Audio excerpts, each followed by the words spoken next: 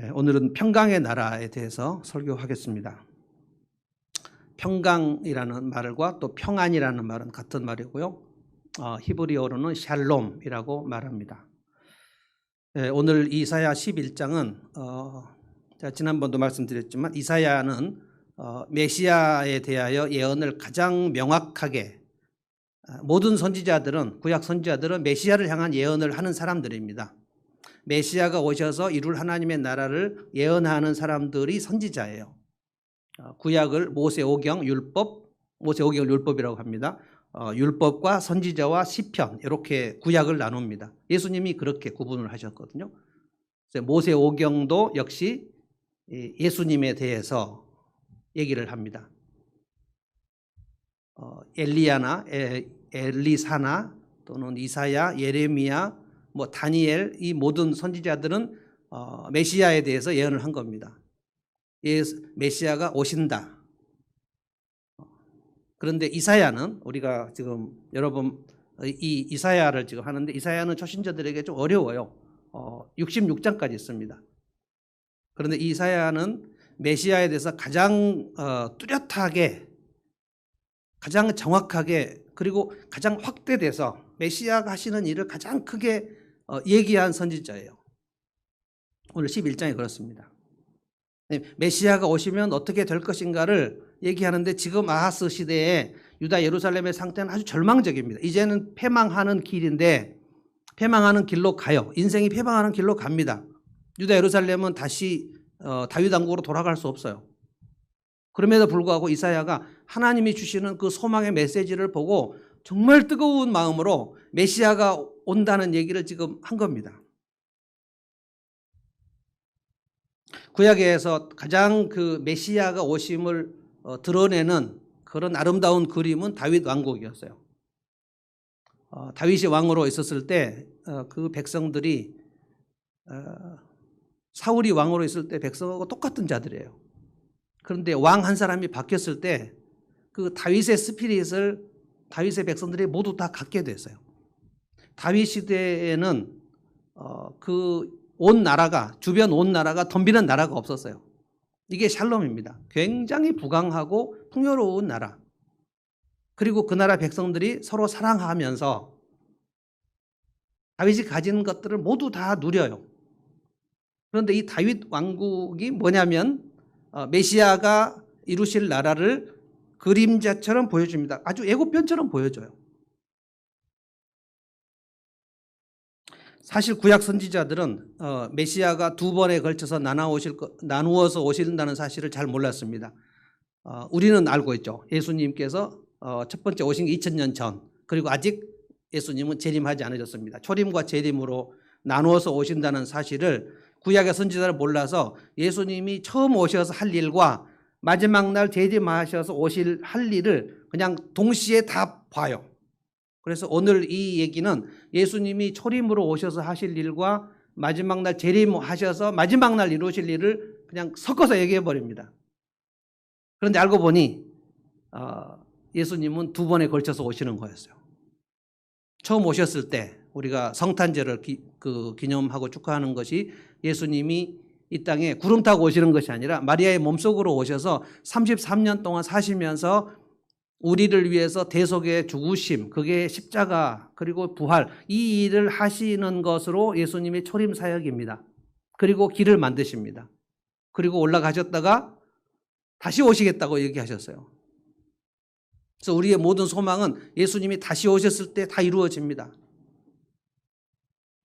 몸이 아프거나 모든 것이 다 쇠야해지거나 어떤 중요하고 소중한 것을 잃거나 이런 모든 것들이 다 재난이죠. 이 모든 재난은 예수님이 다시 오실 때 다 없어진다 그랬어요. 저는 그래서 예수님의 다시 오심을 굳게 믿습니다.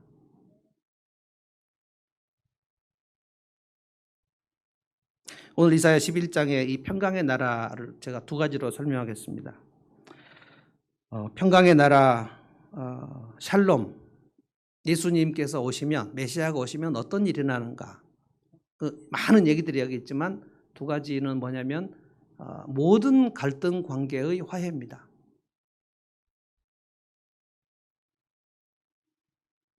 그리고 예수님께서 오시면 흩어진 사람들을 다 하나님께로 다시 부르십니다. 흩어지고 찢어진 사람들을 다시 부르신다 그랬어요. 메시아가 깃발을 세우고 그리고 그 깃발 아래 멀리 흩어진 자들이 다 돌아오는, 이것을 성경은 시온의 대로라고 했습니다. 하나님이 큰 길을 여셔서 돌아오게 하셔요. 전 여러분과 제가 지금 이사야가 그 750년 전에 예언한 이 예언, 평강의 나라 속에 여러분과 제가 들어왔다고 저는 믿습니다. 그러면 평강의 나라에 들어온 사람들은 이 메시아가 이사야가 예언한 이 메시아의 평강의 나라의 백성이 누리는 것을 다 누릴 수 있어요. 다윗의 백성들은 다윗 왕국에 누리는 걸 다 누렸습니다. 그런데 다윗이 말하고 있는 것, 다윗이 보여주는 것은 다 메시아 예수 그리스도께서 하실 일을 다 보여주는 것이었거든요. 그 예수님이 오셔서 하실 일이 무엇인가를 다 얘기했어요. 전 여러분이 어쩌다가 이 자리에 와 있다고 절대 생각하지 않습니다. 정말 한 사람이 교회를 들어오는 그 통로, 경로는 정말 수천 가지예요. 우리 중에 많은 분들이 중고등학교 시절에 교회를 들어오는 분들도 있습니다. 또 어린 시절에 성탄절에만 교회 갔어요 라고 얘기한 사람이 있습니다. 어린아이가 부모님이 교회 안 다니는데 성탄절에 친구 따라서 교회 갈 때 그 동기는 뭡니까? 그건 초코파이입니다. 그 성탄절에 가면 교회에서 나눠주는 거, 그리고 거기에 막 재밌는 율동과 이런 것들이 즐거워요. 근데 그것을 하나님께서 통해서 사람을 부르십니다. 중고등부 그 남성들은 대부분 이쁜 여자가 있는가? 남자들은 뭐 항상 그런 걸 물어보죠. 이쁘냐? 라고 물어보죠. 이쁜 여자가 있으면 정말 그 교회 가고 싶죠. 그래서 들어와가지고 결국은 예수님을 점점 알게 돼요. 그러니까 아주 믿음의 순수한 동기로 교회에 나오는 사람이 그렇게 많지 않습니다. 어떤 사람은 내가 가게를 하는데 저 교회 가면 우리 가게가 좀 잘 될까 해서 오는 사람들도 많이 있어요. 우리 교회는 뭐 별 메리트가 없습니다만 큰 교회에 가서 잘 사귀면 그 가게가 잘 될 수도 있죠. 그러나 이런 동기 저런 동기를 다 하나님께서 아셔요. 그러나 그것을 그렇게 무시하지 않습니다. 그래서 하나님께서 다 부르세요. 오늘 메시지 들으면서 여러분이 내가 평강의 나라에 들어온 것이 맞는가? 왜냐하면 평강의 나라에는 두 가지 특성이 명확하게 있기 때문에. 그 첫째는 화해고요. 그리고 하나님께 돌아온 길이 열려요. 이 사람들을 성경에서 중요한 용어로 말했는데 남은 자라고 했습니다. 남은 자. 제가 그 신학교를 가기 전에는 그 남은 자가 무엇인지를 몰랐어요. 저한테 얘기해 준 사람이 없었어요. 그런데 합동신학교 가서 제가 윤영탁 교수님께 구약을 배울 때 이 남은 자 사상에 대해서 배울 때 그 막 눈이 번쩍 열리는 것 같은 느낌? 야, 그것이 남은 자구나. 구약의 남은 자 사상이 바로 우리가 남은 자구나. 남은 자는 뭐냐면 예수님의 십자가와 부활의 믿음의 그 소식을 듣고 어떠한 어려움이 있어도 끝까지 믿음을 지키는 사람입니다. 도중에 포기하는 사람이 아니고요. 언제까지냐면 주님이 다시 오시는 날까지, 내 인생이 끝나는 날까지 믿음을 끝까지 지켜요. 도중에 넘어지지 않는다는 뜻이 아닙니다. 넘어지죠. 넘어지지 않고 신앙생활 하는 사람 아무도 없어요. 넘어집니다. 또 시험 듭니다. 그래서 교회를 떠날 수도 있습니다. 믿음을 떠날 수도 있습니다. 그러나 우리가 하나님께서 택한 백성을 절대로 버리시지 않기 때문에 어떤 방식으로라도 다시 주님께 돌아옵니다. 그래서 믿음을 지켜요. 이것을 요한계시록에서는 어린 양의 피로 자기 옷을 빨아서 희게 된 자들이라고 얘기했어요. 이 남은 자의 특성이 내게 있는가 좀 보는 거예요. 첫째로 평강의 나라의 특성은 화해입니다. 화해. 오늘 1절을 한번 보겠습니다. 제가 1절을 읽겠습니다. 1절과 10절이 두 절이 비슷한데요. 1절과 10절이 지금 두 가지 포인트입니다. 1절 제가 한번 읽겠습니다. 이새의 줄기에서 한 싹이 나며 그 뿌리에서 한 가지가 나서 열매를 맺는다. 성경을 아는 사람들은 이새가 누군지 알고요. 초신자들은 이새가 누군지 알 수 없어요. 이새는 누굽니까? 이새는 다윗의 아버지입니다. 다윗의 아버지. 이새의 줄기에서 한 싹이 난다. 이 말은 다윗을 얘기하는 겁니다. 그러니까 다윗이 태어났을 때 하나님께서 어떠한 생각을 가지셨냐면 저 아이를 이스라엘의 구원자로 삼아야 되겠다. 또 한 가지 생각은 뭐냐면 저 다윗이라는 저 소년, 저 다윗을 내가 이 땅에 보낼 독생자 예수 그리스도의 심볼로 삼겠다. 이런 생각을 가지셨다는 뜻입니다.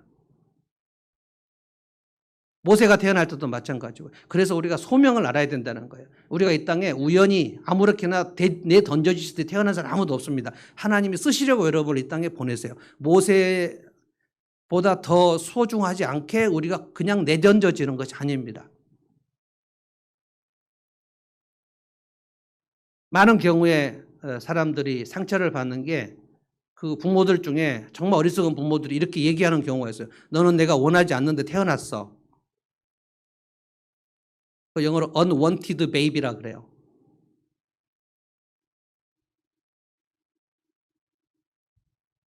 불장난하다가 어떻게 해서 태어나 버리는 경우도 있겠죠. 인간은 그렇게 할 수가 있습니다. 그런데 하나님은 실수하지 않으십니다. 그가 태어날 때 그 부모는 원치 않은데 태어나게 되어버렸지만 하나님께서 그 인생을 태어나게 하실 때는 그 부모하고 상관없이 중요한 소명을 가지십니다. 저 인생을 태어나게 해서 하나님께서 자기 자식이에요. 쓸 계획을 가집니다. 그래서 어떠한 인생이든지 어떤 인간이든지 쓸모없는 인간이 없어요. 부모가 어리석어가지고 이 쓸모없는 것, 이 바보 같은 것 나가 뒤져라 이렇게 얘기하는 부모들이 있어요. 실제로 자녀를 버리는 부모들도 있습니다. 그러나 여러분이 생각하실 것은 내가 이 땅에 태어난 것 하나님의 소중한 소명을 갖고 태어났다. 이것을 절대로 놓치시면 안 됩니다. 다윗이 이새의 뿌리에서 이새의 줄기에서 싹이 났을 때 그때 다윗이 언제 그것을 알았을까요? 잘 몰랐어요. 다윗은 아버지의 집에서 이새의 집에서 8번째 아들입니다. 그런데 아버지가 다윗을 인정해 주지 않았어요. 다윗은 그 당시에 그 고대 사회에서 아주 모두에게 인정받을 만한 그 우락부락하게 생긴 그런 거인의 모습이 아닙니다. 그래서 인정하지 않았습니다. 그래서 사울 왕이 하나님 앞에 불순종했을 때 하나님께서 사무엘을 이새의 집으로 보내실 때 사무엘도 이새의 아들 중에 누구를 택하실지 몰랐지만 이새가 어떻게 했냐면은 자기 아들 8명 중에 7명만 사무엘 앞으로 선을 보였습니다. 하나님께서 그 7명을 다 보시고 아니다. 내가 택한 아들이 여기 없다. 그래서 이새에게 혹시 다른 아들이 없냐라고 물어보니까 선지자님 볼 것도 없습니다. 그냥 이 안에서 하시죠. 하나님께서 아니라고 그러시는데 그래서 없냐 그랬더니 8째가 있습니다만 보실 필요가 없습니다라고 그랬어요. 데려오라. 그 중요한 행사에 아버지가 양치로 들판으로 보내버렸어요. 하나님께서 쓰시려고 귀하게 태어났다 해도 그 아버지는 아무 생각 없이 그 아이를 키우는 경우도 많이 있어요. 데려와 보니 다윗이 사무엘 선지자 딱 앞에 서니 하나님께서 말씀하셨어요. 선지자 사무엘에게 이 사람이다. 그래서 거기서 기름을 붓습니다. 그리고 다윗이 얼마나 많은 연단과 훈련과 그 고난과 위기와 이것들을 겪는지 몰라요. 그때마다 하나님을 철저히 의지합니다. 2절을 볼까요? 주님의 영이 그에게 내려오신다. 지혜와 총명의 영, 모략과 권능의 영, 지식과 주님을 경외하는 영이 그에게 내려오신다. 그는 주님을 경외하는 것을 즐거움으로 삼는다. 우리가 다윗을 생각해 보면 그 다윗에게서 예수님이 보여요. 다윗은 얼마나 주님을 경외하려고 애를 썼는지 모릅니다. 물론 범죄했습니다. 예수님은 범죄하지 않으시지만 인간 다윗은 어쩔 수 없어요. 그것도 치명적으로 제7계를 범했습니다. 바세바의 벗은 몸을 보고 주체할 수 없어가지고 데려오라 그래서 자기 정욕을 채워버렸죠. 그리고 그 남편 우리아를 음모를 꾸며서 죽여버렸습니다. 살인, 불륜 이 모든 것들을 다윗이 다 범했어요. 그러나 하나님이 버리지 않았습니다. 그 살인자, 불륜을 저지른 자라 할지라도 다윗이 하나님 앞에서 철저하게 그 회개했거든요. 하나님께서 기뻐하신다 그랬어요. 그러니까 죄를 지으면 하나님이 싫어하시는 것이 아닙니다. 우리 모두는 다 죄인이어서 하나님이 죄인을 싫어하시려면 우리 모두를 다 싫어하셔야 맞아요. 모두 다 죄인이에요. 그런데 죄인 중에서 자기 죄를 인정하고 고백하는 사람이 있고 자기 죄를 인정하지 않는 사람이 있을 뿐입니다.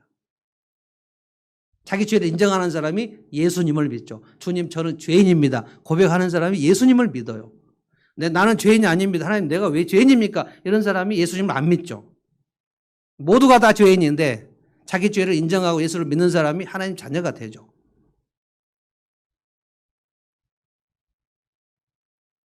다윗에게 하나님의 성령이 강력하게 임하셨다고 그랬어요. 그리고 오늘 2절은 예수님에게도 똑같이 적용이 됩니다. 예수님께서 그 세례 요한에게 세례를 받으려고 요단강으로 가시죠. 세례 요한이 이분이 메시아인 줄 아는데 자기가 메시아 하나님의 아들에게 세례를 준다는 것이 가당치도 않아서 주님이 저에게 세례를 받으시면 안 됩니다. 주님, 제가 어떻게 주님께 세례를 드립니까? 했을 때 예수님께서 네가 나에게 세례를 주는 것이 하나님의 뜻을 이루는 거다. 그래서 세례 요한이 굉장히 황송한 가운데 예수님에게 세례를 베풀어요. 그래서 물에 들어갔다가 나오는데 하늘에서 비둘기 같은 성령께서 임하시는 그 모습을 모두가 봅니다.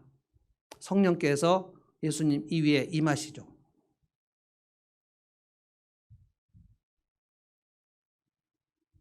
그래서 이제 하시는 일이 3절, 4절, 5절이에요. 그분은 재판을 하십니다. 굽은 것을 곱게 펴시고 눌린 자들, 강한 자에게 눌린 억압된 모든 것들을 다시 펴시고 예수님이 하시는 일이 그래서 치유를 하시는 거 아닙니까? 복음서에 예수님이 가장 많이 하신 것이 고쳐주시는 거예요. 고쳐주셔. 억눌린 것을 고쳐주세요. 손 마른 사람들, 안전뱅이들, 그다음에 눈이 없는 자들, 안 보이는 자들, 벙어리들 다 고쳐주세요. 그건 뭡니까? 저는 그렇게 해석합니다. 우리의 영혼이 그렇게 뒤틀리고 억눌리는 것을 다 회복시켜 주셨다는 거예요. 예수님이 치유하셨다는 사실을 보고 예수님이 그렇게 치유하셨으니까 우리도 예수 믿는 사람들을 치유하자. 그래서 치유 집회를 하는 거 이거는 그렇게 적절한 해석이 아니라고 봅니다. 물론 치유 집회해서 나을 수도 있어요. 그럼 다 낫지 않아요. 그런데 우리의 영혼은 예수를 믿으면 다 치유가 됩니다. 영혼의 회복을 지금 말씀하시는 거예요. 그래서 찌그러진 것들을 곱게 펴고 폭 솟아나온 것들을 누르고 그래서 공평하게 만드는 일을 예수님이 하셨어요. 그리고 나서 이제 오늘 본론입니다. 성령이 오셔서 이 모든 공의를 이루시는 일을 하고 그리고 이제 6절부터 한번 볼까요? 6절 다 같이 한번 읽어볼까요? 그때에는 다 같이 한번 읽겠습니다. 시작. 그때에는 이리가 어린 양과 함께 살며 표범이 새끼 염소와 함께 누우며 송아지와 어린아이가 그것들을 이끌고 다닌다. 하나님 말씀 읽을 때는 큰 소리로 모두가 다 같이 한번 6절 다시 읽겠습니다. 시작. 그때에는 이리가 어린 양과 함께 살며 표범이 새끼 염소와 함께 누우며 송아지와 새끼 사자와 살찐 짐승이 함께 풀을 뜯고 어린아이가 그것들을 이끌고 다닌다. 7절도 그렇고 8절도 그렇고 지금 이 얘기가 무슨 얘기일까요? 이사야가 지금 이 환상을 봅니다. 메시아가 오시면 이 일이 이루어진다는 환상을 봐요. 완벽하게 이 일이 이루어지는 것은 예수님이 재림하실 때 이루어집니다. 그런데 이사야는 지금 초림인지 재림인지 분간할 수 없습니다. 그냥 눈에 보여요. 보이는 환상, 비전이라 그럽니다.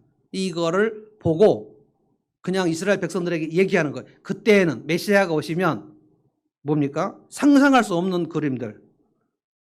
사자, 표범, 이리가 양과 함께 놀고 표범이 염소와 함께 놀고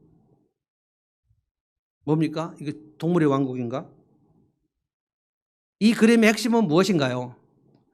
이리와 어린 양의 관계는 우리가 다 알고 있는 관계는 뭡니까? 이리는 어린 양을 보면 어떻게 합니까? 잡아먹어요. 저는 동물의 왕국 그 다큐멘터리를 되게 재밌게 봅니다. 제 마음이 약간 그 포악해서 그런지 그 막 사자가 확 가서 막 얼룩말 같은 거 잡아먹는 그런 거 이렇게 다큐멘터리 찍는 거 열심히 봐요. 어쩔 때는 좀 그 잔인하게 징그러울 때도 있어요. 그런데 그게 그냥 자연의 생태계입니다. 자연의 생태계. 약육 강식이에요.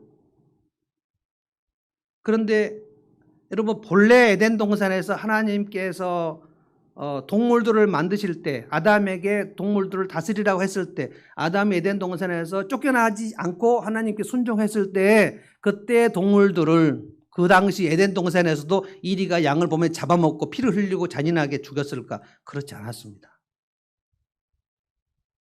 이 자연 생태계, 약육 양식의 생태계는 인간이 하나님을 불순종해서 에덴 동산에 쫓겨난 이후 일어난 일입니다.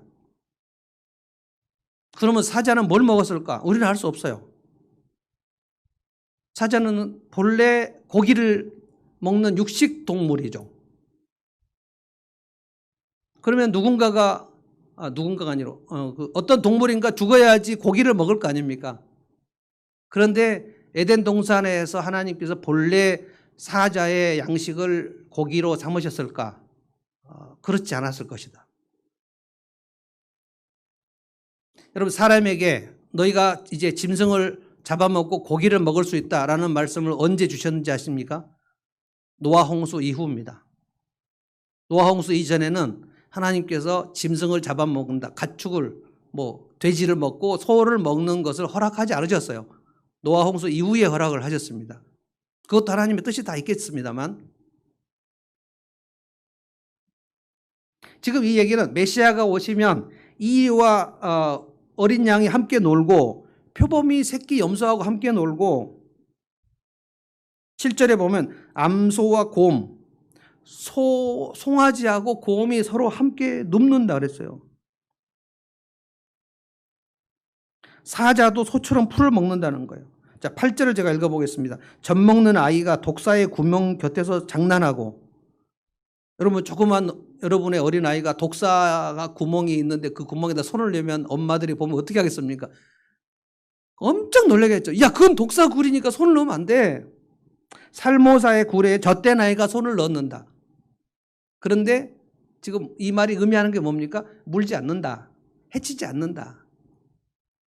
그래서 9절에 나의 거룩한 산 모든 곳에서 서로 해치거나 파괴하는 일이 없다. 그러니까 폭력이나 해치는 일이나 물고 뜯는 일이 없다는 거예요. 파괴가 없다는 거예요.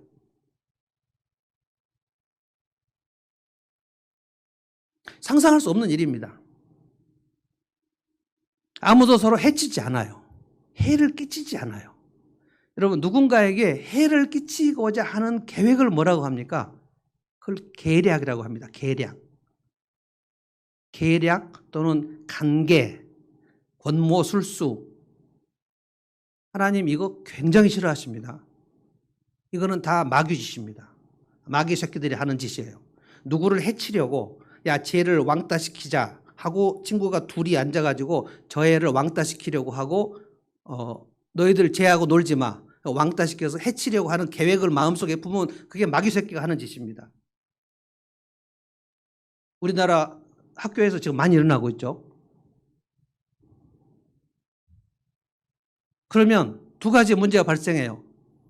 거기에 그 왕따가 안 된 사람들 중에서 그것을 즐기는 아이들이 있고 거기서 괴로워하는 아이들이 있어요. 그리고 왕따가 된 아이는 진짜 죽을 정도로 괴로워요. 이 일들이 일어나고 있습니다. 이것이 우리 인간이 하나님을 떠나서 하나님을 반역했기 때문에 우리 인간들 속에 충돌이 일어나서 그렇습니다. 누군가를 괴롭히는 것이 자기의 즐거움인 것, 이것을 사이코패스라고 그래요. 근데 왕따를 삼기로 누군가 어떤 그놈이 생각을 하는 거 아닙니까? 저놈을 왕따 시켜야지 하고 A를 불러가지고 야 저놈하고 놀지 마. B를 불러가지고 쟤하고 얘기하지 마. 쟤하고 같이 밥 먹지 마. 요렇게 하는 그 사람의 생각 있잖아. 그 어린 아이의 생각. 그 속에 마귀 새끼가 들어가서 그런 거예요. 저는 우리 엄마들하고 상담할 때 내 아이가 왕따를 당했을 때 얼마나 고통스러웠는가, 얼마나 죽고 싶은가. 실제로 아파트 옥상에서 뛰어내려 죽은 아이들도 얼마나 많은지 몰라요.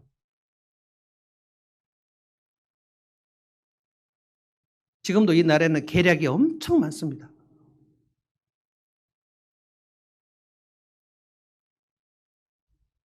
미워하는 거죠. 아, 저 사람을 내가 물어 뜯어야 되겠다. 보복하려는 거죠. 그런데 여러분 이걸 아셔야 돼요. 메시아가 오시면, 이사야가 지금 얘기합니다. 750년 후에 지금 이 아하스 예루살렘은 어마어마한 잔인한 일들이 일어나고 있습니다. 가난한 자들이 약한 자의 머리를 맷돌질해서 그 피를 빨아먹고 그걸로 사치를 하고, 소돔과 고모라하고 아무 다를 바 없는 예루살렘의 모습을 보면서 그날에 메시아가 오면, 이새야 아들 싹이 나면 그때는 다시 사자와 어린 염소와 양과 독사하고 어린아이가 함께 놀 것이다. 화해입니다. 이것은 새하늘과 새 땅에서 예수님 다시 오시면 완벽하게 이루어질 것이라고 저는 믿습니다. 모든 긴장, 저 사람이 나를 해롭게 하면 어떻게 하지? 두려움, 모든 공포, 모든 분열, 모든 찢겨짐, 아픔, 이 모든 것들은 우리 주님이 다시 오시면 다 사라진다는 거예요. 그래서 우리는 재림을 기다립니다. 주님이 다시 오실 때, 그때 요한계시록에 뭐라고 그랬죠? 다시는 아픔이 없을 것이다. 다시는 눈물이 없을 것이다. 다시는 통곡이 없을 것이다. 다시는 그 피눈물 나는 일이 없을 것이다. 그날을 기다리는 거예요. 그런데 재림 때만 그런 것이 아니라 예수님의 초림 때, 예수님이 오셔서 메시아의 나라, 평강의 나라에 들어온 자들에게도 상당히 많은 정도로 화해가 이루어진다. 더 이상 물고 뜯지 않는다. 왜 그런가? 7절 말씀 마지막에 뭡니까? 물이 바다를 채우듯이 주님을 아는 지식이 땅에 가득하기 때문이다. 땅에 무슨 주님의 아는 지식이 있겠어요? 거기에 사는 사람들 중에 여호와 하나님을 아는 지식이 거기에 가득 들어온다는 거예요. 해석해 드리겠습니다. 여러분 예수님을 믿고 성경 말씀을 깨달은 만큼 여러분의 안에 여호와를 아는 지식이 들어오는 거예요. 하나님이 누구신가? 하나님 얼마나 사랑이신가? 하나님 얼마나 우리를 기다리시는가? 하나님 우리를 얼마나 반복적으로 용서하시는가? 무한한 사랑을 점점 깨달아요. 여호와를 아는 지식이 딱 물이 바다에 가득하듯이. 그래서 여러분이 성경을 알아야 된다는 뜻입니다. 성경을 모르면 예수를 믿지만 예수 안 믿는 사람처럼 살게 된다는 거예요. 하나님의 사랑을 몰라, 사랑을.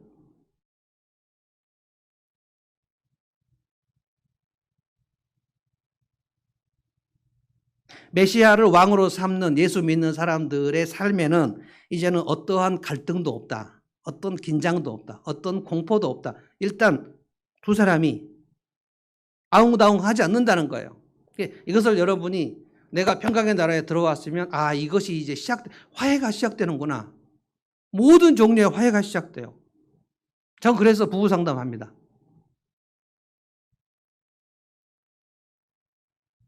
많은 부부가 결혼을 하고 처음에 너무 사랑하죠. 사랑하지 않아서 결혼할 수는 없습니다. 결혼하고 나서 나중에 굉장히 어려워진 경우에도 저는 부부 상담할 때 항상 이것을 물어봅니다. 당신 왜 그 사람하고 결혼했냐? 그 사람이 그 수많은 여자를 제치고 내 아내가 되어야 될 만큼 사랑스러운 이유가 무엇이었는가? 그것을 상기시켜야 돼요. 그때 결혼한 이유가 있거든요. 그런데 하나님을 아는 지식이 없으면 결혼한 이후에 세상 사람들처럼 똑같이 살아버릴 수밖에 없어요. 그래서 예수 믿는 부부든지 예수 믿지 않는 부부든지 7년 이상, 7년에서 10년 정도 되면 어려운 것 같아요. 제가 말씀을 드릴 테니까 내가 지금 어느 경우에 해당되는가 그냥 혼자 생각만 하십시오. 자, 10년 이상 되신 부부들에게 말씀을 드리겠습니다. 네 가지 경우에 해당됩니다. 네 가지 중 하나에 해당될 거예요. 10년 이상 살면 지긋지긋하게 생각돼서 헤어져야 되겠다 생각하는 경우가 첫 번째입니다. 많은 경우가 헤어집니다. 더 이상은 못 참겠다. 지긋지긋하다. 지겨워. 헤어진다. 두 번째, 둘 다 굉장히 성숙하게 된다. 상향 조정. 세 번째, 둘 다 상황이 나쁘게 된다. 2번, 3번은 상향 조정 아니면 하향 조정. 저는 많은 경우에 아주 괜찮은 여자들이 훨씬 더 상태가 안 좋은 남자를 만나서 훨씬 상태가 안 좋아져 버린 경우를 많이 봅니다. 정말 안타까워요. 더 상태가 안 좋은 사람 밑으로 들어가 버려요. 왜? 헤어질 수 없으니까. 헤어지거나 아니면 상태가 같이 안 좋아지거나. 그런데 같이 좋아지는 경우도 있습니다. 같이 성숙하게 되는 경우가 있어요. 저는 평강의 나라의 부부들은 이렇게 된다고 생각하는 거예요. 근데 여호와라는 지식이 없으면 같이 성숙해서 상향 조정되지 않습니다. 헤어지거나 하향 조정되거나 마지막 남은 건 뭐냐면 소 닭 보듯이 사는 거예요. 그냥 있는데 없는 것 없는 셈 치고 사는 거예요. 밥 먹었냐? 갔다 왔냐? 애는 자자 이거밖에 없는 거예요. 이게 다 농담으로 하는 건데 4가지 경우밖에 없습니다. 제가 생각할 때. 여러분이 개인적으로 목사님 그거 아니고 5번째도 있는데요 라고 생각하시면 저한테 좀 말씀해 주시면 좋겠어요. 제가 살아보고 제가 많은 부부들을 보고 많은 부부를 상담해 볼 때 딱 4가지밖에 없습니다. 아니면 사별이 있겠죠. 저는 7년 된 정도의 부부들 중에 한 사람이 저에게 와서 목사님 헤어지는 게 답입니다 라고 얘기하는 경우를 많이 봤습니다. 평강의 나라에 들어오신 분들은 그렇지 않습니다. 이걸 배우셔야 돼요. 이거 절대 쉽지 않습니다. 결혼하면 자연히 서로 사랑하게 된다? 말도 안 됩니다. 결혼 서약, 엊그저께 결혼 서약한 우리 최계인 자매, 할만한가요? 할만하지 않을걸요? 서약한 대로 그 다음 날부터 못 지켜요. 결혼 서약은 결혼식 날만 하는 거예요. 여호와의 지식을 여러분이 알고 내가 평강의 나라에 들어와서 메시아가 왕이신 그 나라 백성으로 사는 것이 무엇인지 알아야 되는 거예요. 주님 뭐라고 말씀하셨냐면 내가 너희를 사랑한 것처럼 너희도 서로 사랑해라 말씀하셨어요. 이 말씀을 깨달아야 돼요. 이 말씀을 깨닫고 반복적으로 연습하고 훈련해야 돼요. 주님이 나를 어떻게 사랑하셨는가 알아야 돼요. 주님이 남편들에게 뭐라고 하셨냐면 남편들아 내가 너를 사랑한 것처럼 아내를 사랑해라. 뭡니까? 주님이 교회를 사랑하신 그 방식은 뭡니까? 주님이 자기 목숨을 버렸죠. 남편들은 아내를 사랑할 때 이 아내를 위해서 내가 목숨을 버려야 되겠다는 마음으로 그 아내를 아껴야 된다는 거예요. 이게 사랑입니다. 예수님이 말씀하셨어요. 근데 이 말씀을 깨닫지 못하고 있으면 저도 목사인데 결혼하고 깨닫지 못했습니다. 7년간 깨닫지 못했어요. 저 아내가 좀 살림을 잘했으면, 저 아내가 요리를 좀 잘했으면, 저 아내가 탁탁탁탁 제 일을 잘했으면 좋겠다. 그래서 계속 얘기했어요.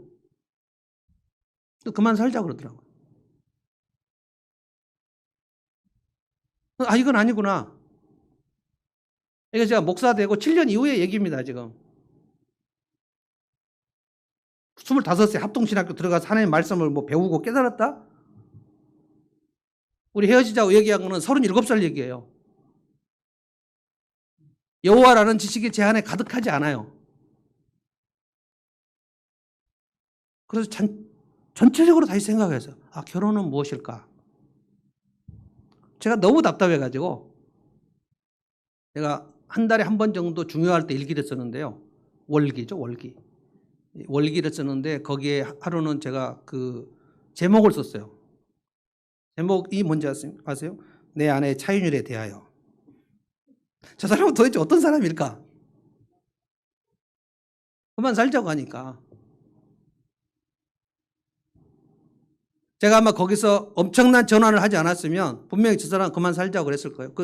한국 갔을 거예요. 우리 영국에 유학생 할 때 있던 일이거든요. 결혼 생활 7년째.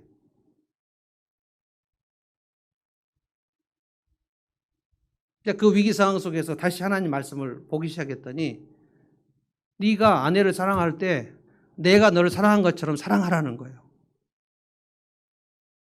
주님이 날 어떻게 사랑했지? 너 목사 그것도 모르냐? 내가 너를 위해서 죽었잖아, 임마.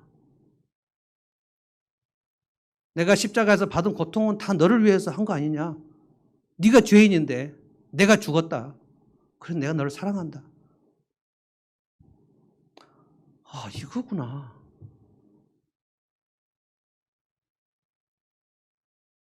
그때부터 진심으로 아내를 사랑하기 시작했어요. 배영진이 차윤주를 사랑하는 방식은 잔소리 안 하는 거예요. 잔소리를 하면 싫어하니까. 잔소리도 하고 지적질도 하고 화도 내고 막 다 했습니다. 그런데 주님이 그거 하지 마. 내가 네 안에서 슬프다. 성령을 근심하게 하는 거다. 너는 하나님 말씀을 모른다. 내가 너를 어떻게 사랑했는지 넌 몰라. 전 목사를 그만둬야 됐어요. 예수님이 나를 사랑하시는지 모르는 목사가 무슨 설교를 하겠습니까?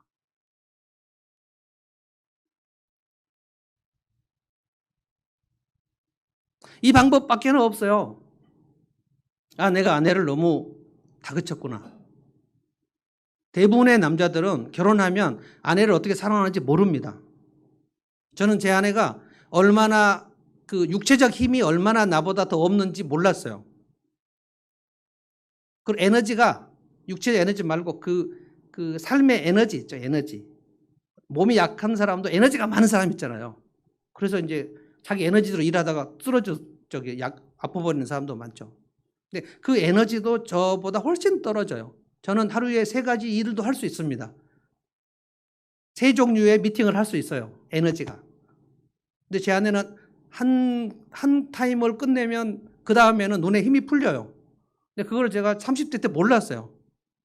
이게 다 제가 하는 일이 주님의 일이니까. 가자. 끌고 가고. 그 다음에도 끌고 가자. 저녁에도 끌고 가고. 이제 막 눈이 풀려갖고 막 이러고 다니는데 해야지 뭐. 모르니까. 내 아내가 얼마나 에너지가 없는지 모르니까. 알고 보니까 티코 엔진이었어요. 요즘에 티코 모르시죠? 그냥 모닝 스파크 엔진. 모닝을 무시하는 겁니까? 지금? 티코 말할 때는 아무 말도 안 하더니.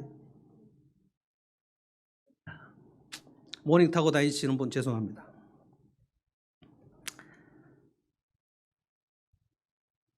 존중이 여기지 않는 거죠. 아내를 존중이 여기기 시작했어요. 쉽지 않았습니다. 매일 기도했어요. 주님 도와주십시오. 제 힘으로는 할 수 없습니다. 여러분, 기도를 하지 않았는데 그 사람이 삶이 변한다? 있을 수 없습니다. 기도를 해야 성령께서 도와주세요. 기도를 하지 않으면 성령께서 도와주시려고 하는데 폰만 딱 잡고 계시 절대 안 도와주십니다. 물론 누군가가 기도를 하면 그 기도의 힘으로 도와주긴 하지만 본인이 기도를 하기 시작해야 아하스처럼 두 마음을 갖지 않고 난 기도 안 해도 할 수 있어요, 하나님. 뭐 하나님 안 도와주셔도 제가 다 할 수 있습니다. 그럼 하나님 그래 알아서 네가 해봐라. 가만 놔둬요. 여러분의 비즈니스는 전적으로 하나님 손에 달려 있습니다. 아, 나 기도 안 해도 내가 잘 뭐 비즈니스 매니지먼트 잘하면 될 거다? 어림없습니다. 될 것 같죠? 안 됩니다. 택한 백성은 그렇게 되지 않습니다. 명심하십시오. 다시 기도를 시작하십시오. 기도할 때 청산유수 필요 없습니다. 주님 나를 도와주십시오. 저는 죄인입니다. 저는 불가능합니다. 저는 아무것도 할 수 없네요. 해보니 안 되네요. 주님 도와주십시오. 그때 주님께서 일하기 시작합니다. 제가 얼마나 많이 기도를 했는지. 기도 제목은 뭐냐? 한 가지예요. 주님 제게 온유한 마음을 주십시오. 온유한 마음을 주십시오. 저는 어린 시절에 차별을 당해가지고 제 마음이 송곳같이 깨진 유리 조각 같아요. 그래서 말을 할 때 날카롭게 나갑니다. 그럼 아내는 찔려요. 아프니까 아 하는 거죠.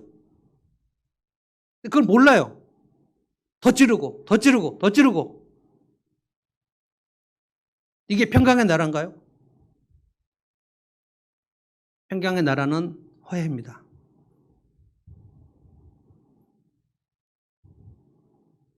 남편이 아내를 사랑할 때는 주님이 우리를 위해서 목숨 버리신 것, 그것을 목표로 사랑해야 돼요. 그것을 하지 못하면 기도하셔야 돼요. 주님, 저는 그렇게 못하겠는데 도와주십시오. 그러면 그렇게 아내를 존중히 여기는 것을 크리스찬 남편이 하기 시작하면 그 아내가 압니다. 그 아내가 전혀 모르는 거는 짐승입니다. 짐승만 알 수 없어요. 짐승도 강아지를 또 사랑하면 알아요. 내가 이렇게 사랑하는데 저 사람이 절대로 모를 거다. 그러면 저 사람 짐승만 또 못하다고 생각하는 거예요. 그렇지 않습니다. 사람은 다 알아요. 그래서 보답을 합니다. 아, 내가 잘못했구나. 이걸 깨달아요. 그래서 이제 크리스찬 아내는 남편을 사랑하게 돼요. 어떻게 사랑합니까? 주님이 여자들에게 말씀하셨어요. 네 아내를 사랑할 때 교회가 주님 사랑하듯이 해라. 교회가 주님께 우리 예배하지 않습니까? 남편을 그렇게 높이 받들어라는 거예요. 억울해하실 거 없어요. 남자는 아내를 어떻게 사랑해요? 주님이 교회를 사랑하듯이. 아내는 남편을 어떻게 사랑해요? 교회가 주님을 높이듯이. 그 관계를 깨달아요. 여호와라는 지식이 여러분의 가득 임하면 이걸 깨닫는다는 거. 아, 내가 남편을 너무 무시했구나. 내가 남편을 속으로 경멸했구나. 여러분 속으로 무시하면 상대방이 압니까 모릅니까? 다 압니다.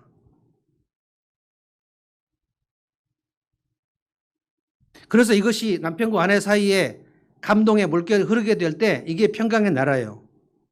충격적인 감동이 흐릅니다. 저희 부부가 해봐서 알아요. 제가 그렇게 하고 아내가 이렇게 하고 그러니까 아, 이게 친밀한 하나님이구나. 물론 주님 오실 때까지 그 갈등이 다 해소된다는 뜻은 아닙니다. 지금도 잔소리하고요. 그러나 알아요. 이제 주님이 야, 하지 마. 내가 몇 번이나 하지 말라 그랬지. 그럼 다시 여기 와서 기도하고 주님 죄송합니다. 가능한가? 가능합니다. 예수님 안에서 평강의 나라 한번 맛보면 획기적으로 화해가 가능합니다. 사과할 건 사과하고 용서할 건 용서하고. 여러분 이 말씀이 AD 1세기에 예수님을 믿은 그 크리스찬들에게 이루어졌다는 거예요. 주인과 노예가, 여러분 노예는 주님의 그 주인의 소유물입니다. 소유물. 죽여도 괜찮아요. 때려도 괜찮고요. 그런데 그 주인과 노예가 한 상에서 먹고 마시는 일, 이것이 지금 이사야에서 표범과 어린 양이 함께 지금 노는 그 일들이 이루어진 거예요. 이것을 로마 사회가 본 겁니다.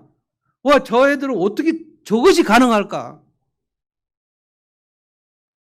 유대인과 이방인, 유대인들이 자기들만 식사를 같이 했어요. 이방인하고 같이 식사하는 것을 수치스럽게 여겼어요. 그런데 안디옥 교회 우리 생각했지 않습니까? 안디옥 교회는 견제가 없고 편견이 없고, 그래서 유대인과 이방인이 함께, 남녀가 함께, 차별이 없고 주인과 노예가 함께, 이런 것이 교회의 모습이 1세기 교회의 모습이었다는 거예요. 얼마나 놀라운 일인지 모릅니다. 바로 이사야 11장의 예언이 이루어진 겁니다. 예수를 믿으면 그렇게 평강의 나라에 들어와요. 화해가 이루어져요. 이거 그냥 자동으로 되는 거 아닙니다. 절대. 여러분 안에 여호와라는 지식이 들어가야 돼요. 성경 말씀이 들어가야 돼요. 성경 말씀 개인적으로 읽지 않는 사람은 꿈도 꾸지 마십시오. 안 됩니다. 상향 조정 안 돼요. 그건 하향 조정이거나 아니면 헤어지거나 아니면 소닭보듯이 사는 것 외에는 방법 없어요.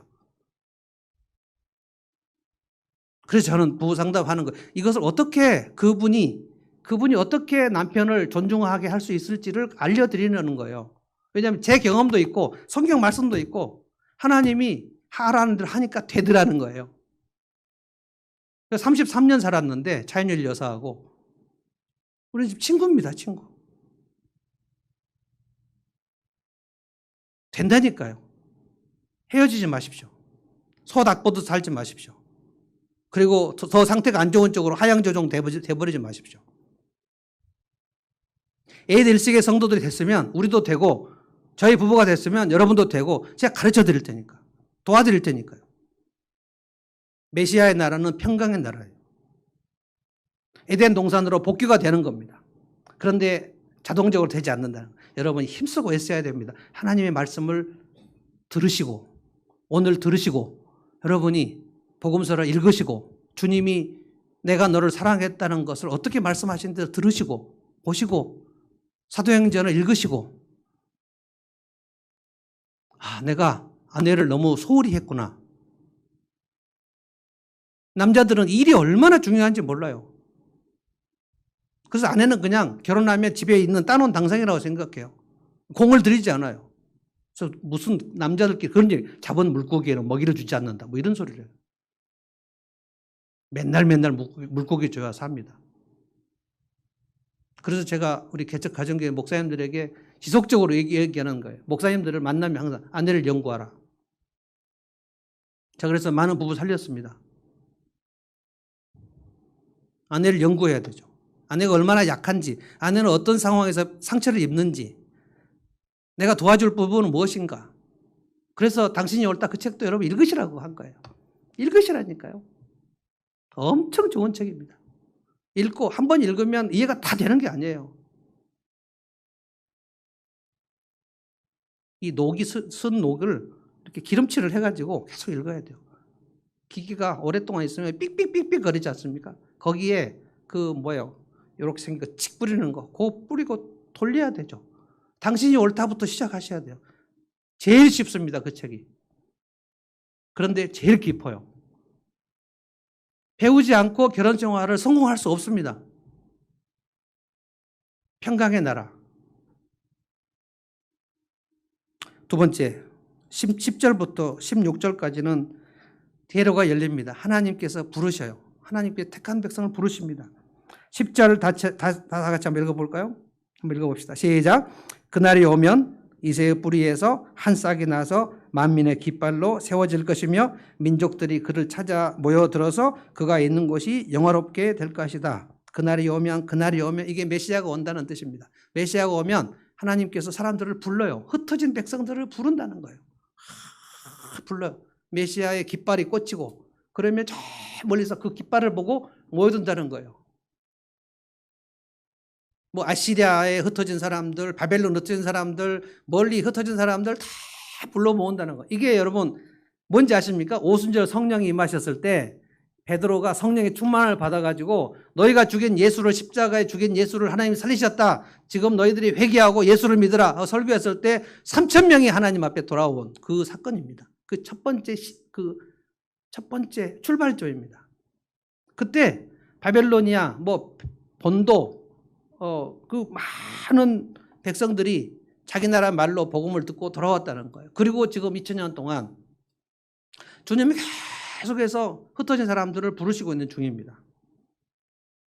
깃발을 높이 들고. 지금도 우리 VIP들을 위해서 우리가 기도하고 있는 것이에요.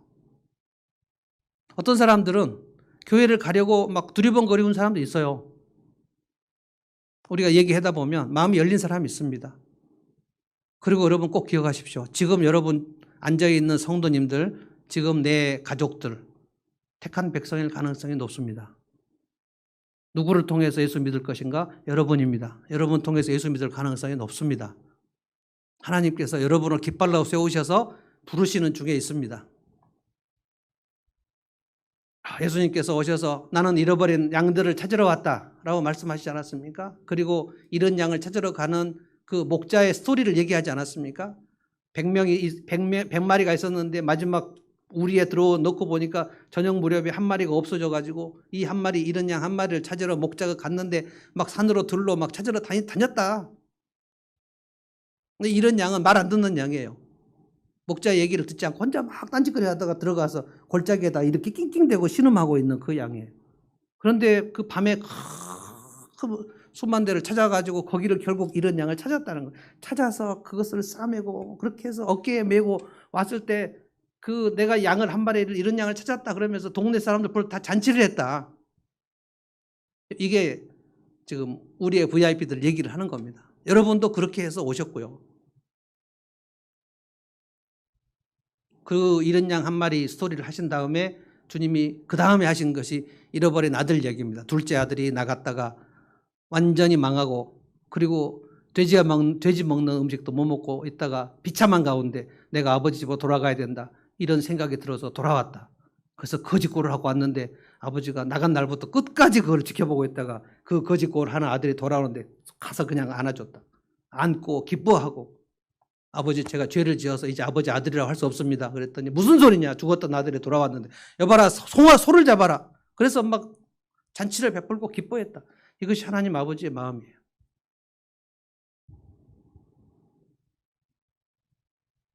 그래서 여러분이, 그리고 제가 오늘 여기까지 온 줄로 믿습니다. 그냥 어쩌다가 여기 앉는 게 아니에요. 성령께서 하시지 않고는 예수를 하나님의 아들로 믿을 수 없다 그랬어요. 여러분이 예수님을 영접했을 때 성령께서 강력하게 역사하셔서 예수님이 너를 위해서 죽으시고 살아나신 것이 너의 복음이야, 네가 예수를 믿어야 네가 영원히 살아, 천국 간다, 이 얘기를 들을 때 왜 그것이 믿어졌는지, 아멘, 제가 예수를 믿습니다. 그때 성령께서 여러분 강력하게 역사하신 겁니다. 아기가 태어날 때 뭐 자기가 어떻게 태어나는지 다 알아요. 엄마 아빠가 얘기해 주는 거죠. 네가 태어날 때 4.2kg였다 하고 얘기해 주는 거죠. 아, 그랬어요? 제가 여러분이 어떻게 구원받았는지를 계속 알려드리는 거예요. 여러분은 평강의 나라에 지금 들어오신 분들입니다. 하나님께 오는 그 길이 열려서 오신 분들이에요. 자, 16절 한번 읽어볼까요? 다 같이 한번 읽어봅시다. 16절입니다. 시작. 주님께서 남은 백성 곧 아시리아의 남은 자들이 돌아오도록 큰 길을 내실 것이니 이스라엘의 이집트 땅에서 올라오던 날과 같게 하실 것이다. 이제 바벨론 포로로 끌려갔던 사람들이 돌아오는데, 그 돌아오는 사람들 남은 자라, 남은 자. 더 레머넌트가 남은 자입니다. 돌아오게 하신다. 주님께서 어떻게 길을 여셨다고요? 큰 길을 여셨다는 거예요. 마치 출애굽할 때 이스라엘 백성은 홍해 바다를 가르고 마른 땅처럼 건너게 길을 내지 않으면 그들이 올 수가 없잖아요. 홍해 바다를 어떻게 건넙니까? 그런데 홍해 바다를 마른 땅처럼 갈라주신 그 하나님, 여러분이 예수를 믿을 때도 절대로 건너올 수 없는 그 홍해 바다 같은 거를 갈라주셔서 그 길을 여셔서 오신 거거든요. 근데 이스라엘 백성들 바벨론에서 다시 돌아오게 할 것이다. 큰 길을 여실 것이다. 여러분, 큰 길, 이게 시온의 대로입니다. 여러분이 올 때 그 길이 열려서 온 거예요. 예수님이 그래서 내가 곧 길이요, 나로 말미암지 않고는 아버지께로 올 수가 없다. 예수를 믿지 않고는 하나님 아버지께로 돌아갈 길이 없어요. 그런데 여러분 예수를 믿었어요. 믿었으면 하나님께 돌아가는 길이 생긴 겁니다. 그 시온의 대로에 우리가 지금 들어온 거예요. 그리고 그 시온의 대로에 들어올 사람들을 이제 우리가 찾습니다. 누구를 여기다 동참시킬 것인가? 이게 우리 VIP예요. 우리가 서로 사랑하자라는 그 깃발을 올렸습니다만 서로 사랑해서 영혼을 구원하자는 것이지 서로 사랑해서 우리끼리 그냥 즐겁게 지내자는 게 아니에요. 우리 VIP에게 다시 눈을 돌려야 됩니다. 우리가 서로 사랑하는 교회가 되면, 따뜻한 교회가 되면 그들을 먹이고 입힐 사람들을 찾으러 가야 되죠. 각 목장마다 다시 VIP를 생각해야 돼요. 하나님께 돌아올 사람들이 있는데 우리가 가만히 있으면 그들이 못 들어와요. 길을 열어주시. 신약 구약 백성 중에 하나님께 돌아오는 사람들 남은 자라 그랬습니다. 끝까지 믿음으로 사는 사람들. 요한계시록 마지막에 보면 각 나라와 모든 백성들, 방언하는 사람들, 각 민족이 마치 올림픽 할 때 깃발 꽂고 오듯이 하나님 앞에 돌아온 민족들이 쫙 서서, 그게 14만 4천입니다. 저 뭐 신천지의 14만 4천이 아니고요. 신천지는 요즘에 거기서 상처받아서 새천지를 만들었다고 하더라고요. 신천지와 새천지가 서로 싸우고 있습니다. 우리는 뭔 천지를 만들어야 될까요?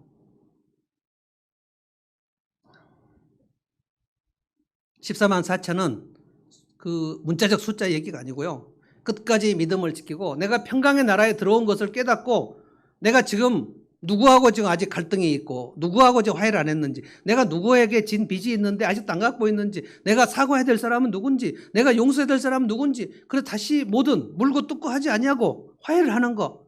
근데 먼 사람부터 하지 않고 내 가까운 사람, 내 부부, 내 아내, 내 남편, 내 자식, 내 부모, 이것들을 가지고 쭉 화해를 하는, 이게 평강의 나라라는 거예요. 그러면 사자하고 이리하고 어린 양하고 염소하고 어린 아이하고 독사하고 어떻게 같이 놉니까? 말도 안 되는 거죠. 근데 예수 안에서 그게 말이 되더라는 거예요. 1세기 크리스찬들은 말이 됐습니다. 그래서 로마 사람들이 그걸 보고 와, 이 사람들 어떻게 된 건가? 어떻게 노예하고 주인하고 한 상에서 먹고 주인이 노예에게 음식을 덜어주고 상상할 수 없는 일이 일어나는 거예요. 그 사람들은 이 관계는 어떻게 해서 일어났을까요? 이 이사야 11장 말씀을 들었단 말이에요. 누가 먼저 했을까요? 주인하고 노예 중에 누가 그 일을 먼저 했을까요? 알 수 없습니다. 그러나 그 귀족인 주인이 자기 물건인 노예를 인간으로 취급하려면 이 주인에게 정말 엄청난 혁명적 변화가 그 속에 있어야 됩니다. 주님께서 나를 이렇게 사랑하셨구나. 그러면 나도 내 노예를 인간으로 취급해야 되겠다. 얘야, 오늘부터 너와 같이 상해 먹자. 한 상해 먹자. 주인님, 제가 어떻게 주인님하고 같은 상해 먹어요? 저는 그냥 저기 부엌에서 먹겠으면 아니다, 와라. 같이 먹자. 그래서 그 주인 부부가 노예들하고 한 상에 먹는, 이거를 다른 로마 사람들이 볼 때 당신 미쳤어. 노예들하고 같이 밥을 먹다니. 아니다. 난 예수의 나라에 들어왔어. 이 충격이 로마 사회에 막 퍼지기 시작하는 겁니다. 있을 수 없는 일이 일어난 거예요. 여러분, 그런데 부부가 화해가 안 된다고요? 내가 서로 사랑해서 다른 여자는 절대 아니고 이 여자하고 결혼하게 해야 되겠다 하고 결정한 그 사람하고 화해가 안 된다고요? 그래서 헤어진다고요? 그래서 소닥보듯이 산다고요? 평강에 들어온 것 맞습니까? 평강의 나라에? 여호와라는 지식을 몰라서 그런 거죠. 저도 몰랐어요. 근데 이제 알았어요. 더 이상 물고 뜯고 하지 않아요. 주님이 나를 사랑하신 것처럼 내가 너를 사랑하겠다. 그 찬송이죠. 주님이 뭐죠? 날 사랑하듯이 나도 널 사랑하여 섬기리. 엄청난 얘기입니다. 여러분, 오늘 이 말씀 이제 정리하면서 이제 생각하셔야 돼요. 최소한 오늘 이번 한 주간 생각하셔야 돼요. 내가 평강의 나라에 들어온 사람 맞다면, 그러면 내가 지금 이제부터 화해를 시작해야 될 사람은 누굴까? 이거 연습하셔야 마지막 날 하늘나라 갔을 때 그때 표범하고 양하고 사자하고 어린 양하고 독사하고 같이 노는 모습을 보면서 그렇게 낯설지 않을 거예요. 지금 연습하셔야 돼요. 평강의 나라에 들어왔으면. 사과하실 것은 사과하시고, 용서하실 것은 용서하시고, 화해하시고, 그래서 평강을 이루는 거예요. 주님이 하라고 했어요. 근데 해보면 진짜 하기 싫지만 주의 말씀을 순종해서 해보면 여러분 엄청난 감동이 있습니다. 정말 살만 납니다. 부부가 서로 사랑하면요, 자식들이 정말 행복합니다.